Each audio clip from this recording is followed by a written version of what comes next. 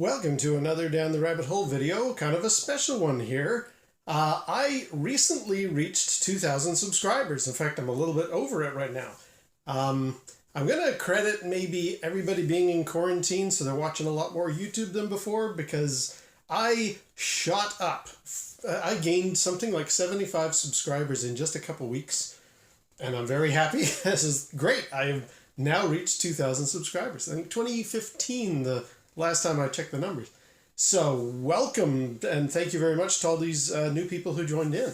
I kind of cover a whole bunch of different things. In fact, I think maybe a lot of folks who just joined are actually due to that blanket video I just posted.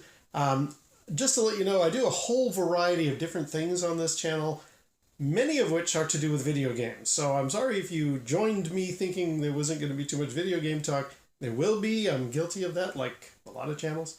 However, I thought to myself, how am I going to sort of commemorate this this milestone of reaching 2,000 subscribers? And I thought to myself, I'm going to answer a question that I've posted to other people. This is kind of one of those things I'm always kind of jealous with the Steve Benways and the Alan Stewarts of this world who do weekly videos, and they always have people, hey, ask me some questions. And I thought, you know what, the kind of question that I would like to answer, I'm going to do that for this video to kind of celebrate reaching 2,000 subs.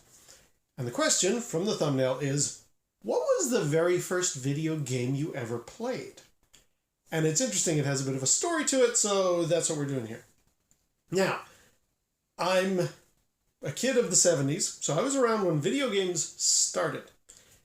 The very first video game that I played is from that era, but it's not the first video game ever, or video games ever. In fact, here's a little information about them. What you're looking at here is Nutting Associates Computer Space from 1971, the first coin-operated video game ever. And I think I may have actually seen one of these when I was a kid, because obviously the shell is very, very familiar, very distinctive, and I seem to remember the winter of 73 or 4, we went to Seattle for Christmas, and I think I saw one of these at the ferry terminal in Seattle. If somebody used to work there at that time, can you confirm that for me? I think I saw Computer Space. I don't think I played it. It wasn't the first video game I ever played. And the reason is the game is not what I remember seeing on that screen. So this is Computer Space. It is not the first video game I ever played. But I've got one. This is the much quieter Pong. This is my baby Pong console that I made years ago, and love it a lot. This was the first very, very successful arcade video game. And strangely, I never saw them. I mean, I've gone to retro events and vintage stores and that kind of thing, and I've seen Pong units. I know that they exist. That's how I sort of based mine on. But the main Pongs that I ever encountered were ones that you played at home. So I never actually saw a Pong arcade machine in any arcade, which is weird given how it's sort of the first one that everybody always thinks of, at least in the annals of history for video games. It's Pong. I never saw one, and I definitely never played it. It was maybe one of the first video games, certainly most first video game successes, but it's definitely not the first video game I ever played.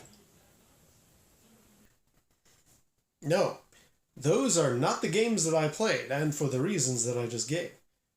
The first video game I ever played was actually at Christmas time in 1978.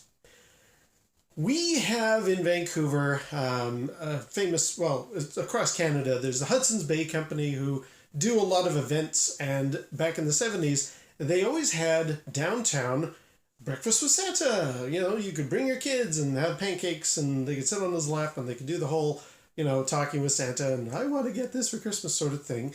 And we had done that a few times. And I remember in 1978, it took a little bit of a turn. And I think it's because it's 1978. There's a very famous science fiction movie that's just been in the theaters that everybody's gone gaga for. So let's make Santa space age somehow. Let's make him science-y and, with rockets and ray guns and that kind of thing. I was like, okay, what? All right. I remember going in and the usual little lineup where you both get your food, and I think maybe they'll line up for Santa. They had always put, a North Pole village and things and reindeer up in the ceiling and all that kind of usual stuff. And for this year, everything was a little more space age looking. The mountains or the buildings, I can't remember, had kind of tinfoil wrappings around them, and there were a few more kind of, like Buck Rogers ray guns have got the little sort of Saturn rings around them. A lot more items had those, and I was like, what? When did Santa's village become the Jetsons? This is weird. Okay.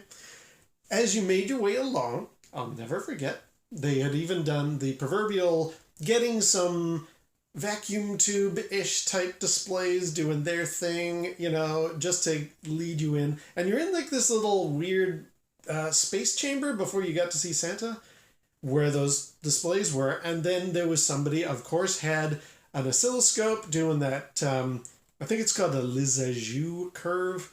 And basically it's what you see in all the 50s movies and kind of Doctor Who episodes where it's that warbling circle. I was like, yeah, okay. And then I saw a thing that looked weird. It seemed to fit with the hardware in the room, but I didn't quite understand what it was. It was a square cabinet thing. So, although I had seen Computer Space, as already mentioned, this was a completely different looking box, and I didn't quite get what it was. So what was it, you ask? It was Space Invaders, the Taito Classic. And I remember wondering, what is this? What is this sort of display? Because if you have never seen, or certainly never played a video game before, you're like, what are we even looking at? What we have here is kind of the home version representation of what that cabinet had, but as anybody who's ever seen the Space Invaders cabinet knows, this the planet is an actual cardboard cutout in the back of the cabinet. The invaders themselves are reflected on a sheet of glass, but you don't know that when you're like a little kid. You're just surprised by this magic display of like these little creatures floating in midair inside this glass box. You're like, whoa, what is this? And I don't even remember what it was. I don't think I saw somebody play it. I just remember the buttons on the front where it mentioned left and right and fire. And I thought, what? And I think my parents were just very willing to embrace technology or something. They gave me a quarter and they let me play it while in the lineup, which is strange. Like, I remember you couldn't, later on after breakfast, I think you could go back and check it out, and I think I did. But in the lineup, you got to move along. You can't really play this thing. But I do remember playing it. So it was either in the lineup or later on when I came back. And it blew my mind. Anybody who is of my generation, the first video game you ever played would have seemed like absolute magic. Because we grew up in a time where you just couldn't control things on a screen.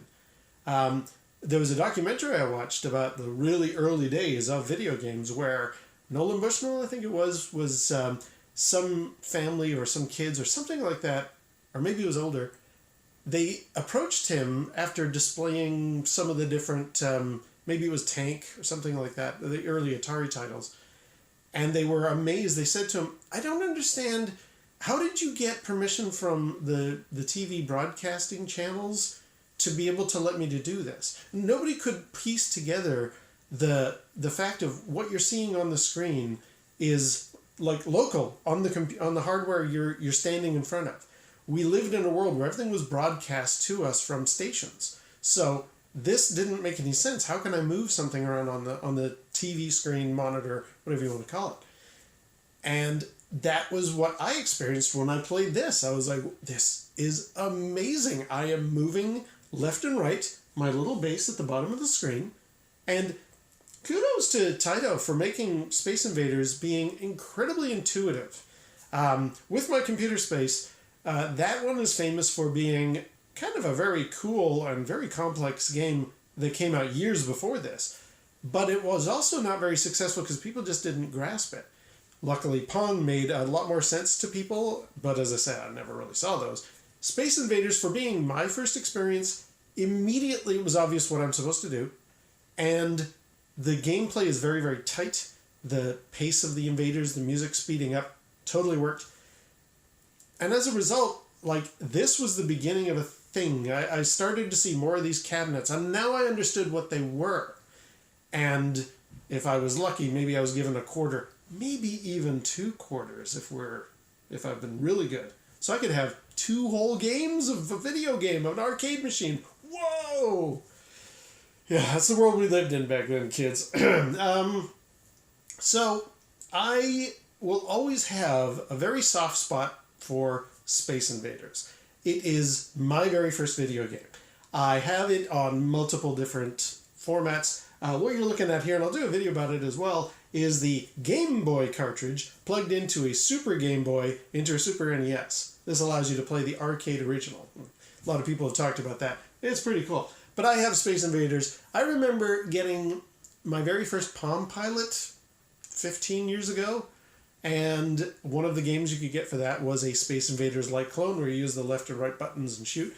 And it was the first thing I looked for. The very first game I loaded on my Palm Pilot was Space Invaders. I love Space Invaders. I think by today's standard, like, it's one of those classics that people have talked about, you know, it definitely deserves its place in the annals of history, the kind of the giant, library of history, the Smithsonian, if you will, of video games. Space Invaders is there, actually, and deserves to be in the pantheon. It is iconic. It's not a heck of a lot of fun to play. Not a lot of people actually play Space Invaders. Anytime I go to an event and I see it sitting there and I'm like, there it is, the first video game I ever played. Is anybody playing it? Not really, which is sad. But you know what? It doesn't matter. It's like maybe the Model T Ford car being not the first car, but like the big iconic one that everybody remembers. But when I see people showing off their car collections, these millionaires, do any of them have a Model T? No. Why? It's not fun to drive. Similarly with Space Invaders, it's one of the classic, the pinnacle video games of the genre. But not a lot of people play it because it's not really all that much fun. However, I love it.